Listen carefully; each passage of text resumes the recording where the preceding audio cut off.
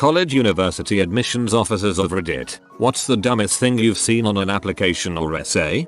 I am not an applicant. I am an applicant. I'm using this.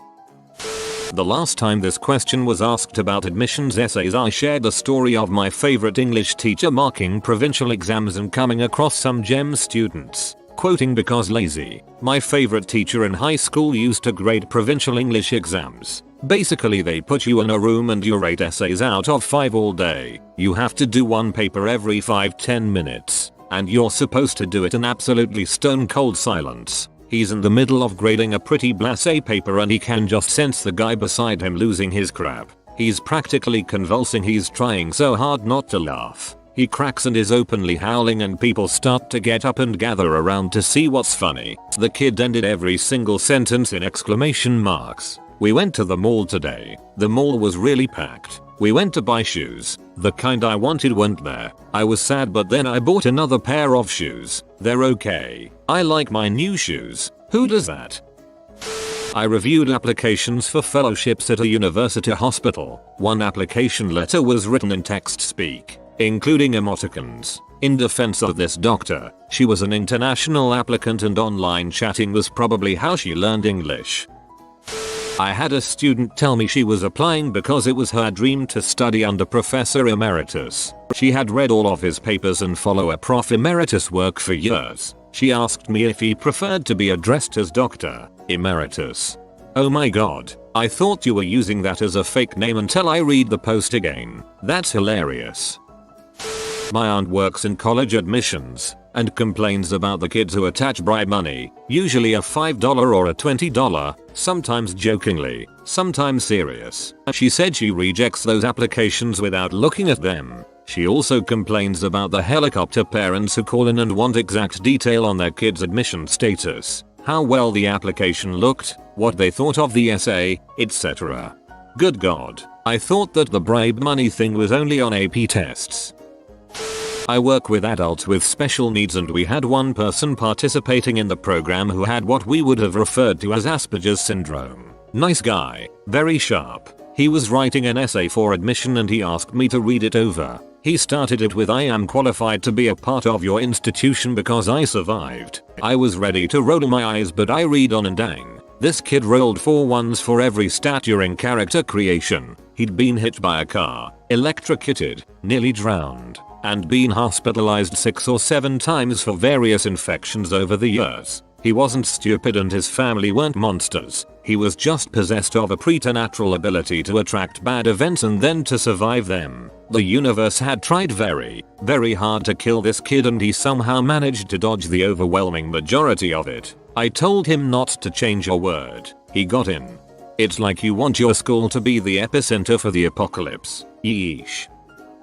In my 10th year working professionally in college admissions, the dumbest thing is the sheer number of parents who blatantly admit, out loud, in actual words to us, that they are the ones filling out their students' college admissions and scholarship applications. No shame or even a hint that there might be something wrong with this. I've seen 2 essays written by parents, not just essays where you could tell from the writing that it was written by an adult, but essays by mothers written in first person about their sons. Needless to say, neither got in, and one probably would have otherwise since he had the grades. So a few days ago, someone from the CSU system came to my high school to talk about essays. One example was a girl who apparently decided her topic was on a Korean boy band, or more specifically, how obsessed she was with it. She pulled all-nighters to make some fan website that became popular to the point of the band noticing. Went as far as to learn Korean because screw English translations, and said that despite seeming really crazy, it was proof that she was very dedicated to whatever she did. The admission guy said he approved her. This sounds crazy, but it's really impressive. My friend learned fluent Mandarin solely because she has a huge Chinese boy fetish and now she's getting dong left and right in China. This may not be exactly what you're looking for, but I used to intern in the admissions office. There was a policy that if you didn't bring in ACT scores, you had to take a placement test, not an entrance exam, just a placement test. Community college. If you did bring in ACT scores and had at least a 12 in each section. For those unfamiliar, highest possible score is 36. Very rare. You could start out in standard classes. Below that you had to take the placement test and potentially take remedial courses. This girl comes in one day and plops down her application and everything. I run through it all and inform her she'll have to take the placement test. But I thought if I brought in my ACT scores I wouldn't have to take the placement test. You don't have to take the placement test if you score a 12 or above in each section. Well, I didn't really look at it. What did I make? Look again to make sure I read it right over all 6. Oh, is that bad? It means you have to take the placement test. Here are the forms you need. I used to be an administrator in an admissions office and would read applications before passing them on to the people who make the actual decisions. My favorites included someone's personal statement that said I think so far outside the box. There is no box. The person that included a copy of their pleasure boat driving license. The Prince of Maths who included a 45 minutes DVD of himself solving equations interspersed with dance routines. The guy that submitted his personal statement showing the track changes, including comments such as they can never say no to you and summon the tiger within. And the many people who offered me bribes despite explaining until I was blue in the face that I had no effect on the decision. And also it was illegal. The Prince of Maths who included a 45 minutes DVD of himself solving equations interspersed with dance routines. Heck, that might be YouTube gold. I worked at a university that did not require admissions essays unless they were specifically asked for. This meant you were waitlisted, for example, or something worrying stood out on your application. The rest of the essays were only read by the data entry crew. One student had an extremely large amount of absences in his/her high school career and was asked to explain why. The student said she had an intense fear of worms, and because she walked to school, was unable to attend when it had recently rained, as the sidewalks would be covered in worms. It is an unusual explanation, but specific phobia can cause irrational avoidance behavior. As an admission counselor, I see a lot of dumb essays. I get more frustrated with dumb emails asking questions that are easily answered on the website. Do you have a nursing program number? No, we don't. But the essays that most people are referencing here are not dumb but memorable, which are the ones that get you accepted. Compelling essays, even about complex theft, cilantro, beans, arrests. Once I read an essay about a student's arrest, the actual arrest, not the crime, are the ones that get acceptance letters. Do you realize how many thousands of essays we read each year? If it sticks out, we'll advocate for you when it comes to committee time. I processed applications for a grad school admissions office when I first started working at my university, and until a few years ago a lot of paper application materials were still being mailed in, so I opened some doozies. 1. Math PhD. Applicant's essay literally said I like math in red crayon. I think he figured his 4.0 GPA and awesome grade quant score was all he needed. He didn't get in. 2. International applicants sent in a photo of them conducting a military band in a chicken suit. I have no clue why. It went up on the wall of WTF in our office. 3. My favorite. A disturbed, paranoid woman applied to PhD in psychology in person by coming to the admissions office and hand filling out one of the rare few paper applications we still had lying around. Then promptly pulled a letter from a recommender from her pocket that was on a folded up piece of paper, not in a sealed envelope or anything. We explained to her it's customary for such documents to be in a sealed envelope with a signature across the seal to show it hasn't been interfered with by the applicant.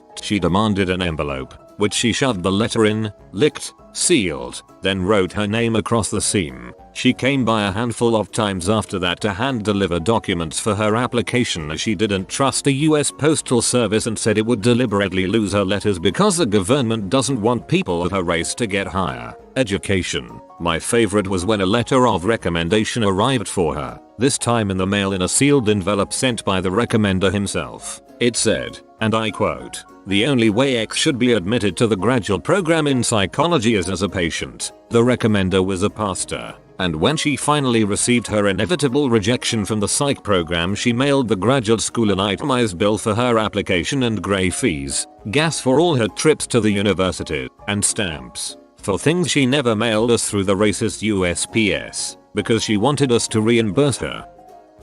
The application asked about residency status, that is, International, US citizen, permanent resident. The applicant checked visa and wrote in MasterCard next to it. They knew what they were doing.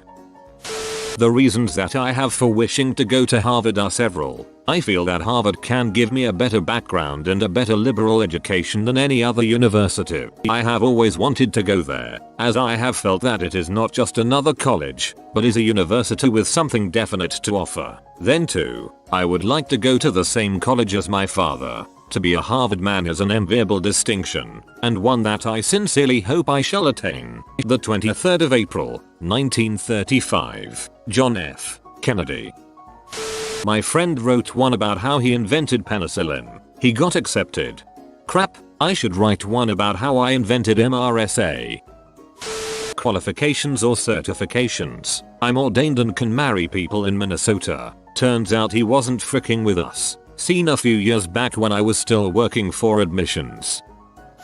I got into my selective college based on my essay and ACT score because my HS grades were crap. Anyway, my essay was called Romancing the Secretary and it was about all the school secretaries I knew growing up and going through school. I was a weird kid with a host of issues, so I spent a lot of time in the school offices, getting to know the secretaries. They were lovely women who got to know me and protected me from bullies and some of the teachers who hated me. Whenever I couldn't deal with class or was having a bad time, I'd go see the secretaries and they'd cheer me up, excuse me from class, and make me feel like a valued human being instead of like a worthless piece of crap. I didn't really have friends in high school, but I had the secretaries and also the janitors, and they protected me and kept me sane. They were the only people to ever acknowledge my birthdays or even sign my ebooks. I met the guy who read my essay and he said it made him cry, cause he was the weird kid once. 2. He said he put my application on the top of the stack and knew that I had to go to that college, because he knew I would find my people there, and sure enough I did. My essay was so awful that my principal got mad at me for disrespecting the school. You have to post it now. I had a student who never had their application matched up with their other materials, test scores, transcripts, etc., because the social security numbers didn't match. That's because their mother had filled out the application and written in her SSN instead. I work in admissions at an online college. We work in a physical office, and you'd better believe we get plenty of crazy things funneling through. One of my favorites was an application we received for a 27-ish-year-old student who was applying for a graduate degree. She had worked in her field for several years with a bachelor's. A few weeks after receiving this application, we started getting calls from her mother demanding day-to-day progress reports on the status of the application. Helicopter parents are crazy. We also get plenty of people who opt to write things such as, "Is this really necessary? And I don't have time for this with my busy work schedule," where they are supposed to attach a resume. Needless to say, if you don't have time to update your own dang resume, you probably don't have time to take on a full college workload. The writing prompt for my top choice college when I applied was, "What would you do with an industrial-sized jar of mustard?" One of my high school friends wrote about how corrupted the UC admissions office is. It was hilarious, but the arguments he made were actually fair and thought-provoking. He got into Berkeley. I got accepted into Cornell University by writing an essay about how much I hate cilantro. Dang, you must really hate cilantro.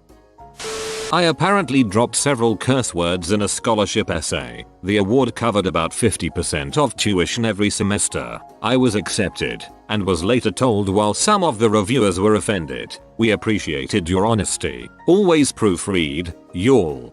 I definitely online submitted an essay to a prof where I forgot to change the file name from duckthuswillcraplanet.doc. Oh well. My sister wrote her MIT essay about how she games a large department store's pricing inconsistencies to turn a profit, buy on sale, return at regular price, etc. She had a pretty complicated system going. She essentially wrote about how she steals from department stores. She got in. She also discussed the ethics of it, and at the time we were pretty poor, but yet. For my essay for the University of Chicago, I explained that I really didn't feel like writing an essay about anything they asked me to write about, and so I was just going to write short answers instead. I then wrote really sarcastic answers to each of them, and didn't even answer one. I got in. That's genius. I could see how they would love it though if it were well done. Basically as long as you're a good writer and it's well done you can do whatever. But it's a big risk, and I'm not that clever or skilled of a writer, so I've been sticking to the prompts and playing it safe. Let's see where I get in. I go to Rice and my entire Common App essay was about Lisa Simpson. You have been visited by the Lord of the Good Boys comment, who's a good boy to instantly become part of the Good Boy Squad. If you are new to the channel, you can subscribe. I publish new videos every day. Until then, check out another video, or don't. Either way, have a great day you magnificent people.